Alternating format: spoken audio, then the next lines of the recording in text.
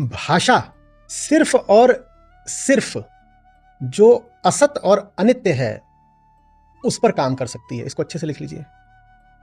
अगर कुछ भाषा में अभिव्यक्त हो रहा है तो वो असत और अनित्य होगा। ये एक सूत्र, इसी का एक जोड़ी सूत्र वो बताते हैं भी। पहली बात तो भाषा में अगर कुछ अभिव्यक्त हो रहा है तो निश्चित रूप से वो असत है। और दूसरी बात, भाषा में जो भी कुछ अभिव्यक्त करा जाएगा उसको इस दावे से अभिव्यक्त किया जाएगा कि वो सत्य है।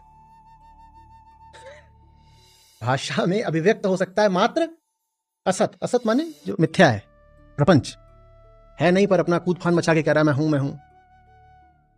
तो भाषा में अभिव्यक्त होगा मात्र असत।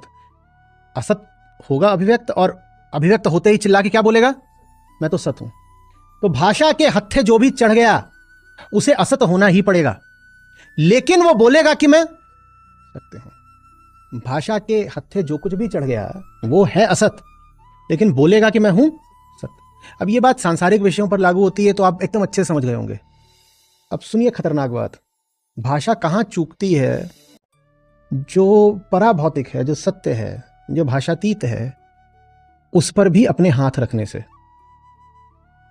क्या सत्य के लिए भाषा के पास शब्द नहीं?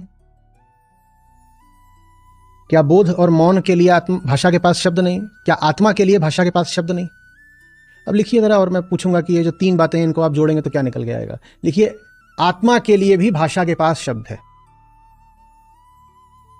आत्मा के लिए भी भाषा के पास शब्द है। इस बात को जो ऊपर के दो सूत्र हैं उनसे मिलाइए और निष्कर्ष कहिए, आत्मा असत है। वो आत्मा जिसके लिए भाषा के पास शब्द है उस आत्मा को असत होना पड़ेगा, तो आत्मा असत है। ये बुद्ध का सूत्र है, इसलिए उन्होंने कहा था आत्मा जैसा कुछ नहीं, आत्मा असत है।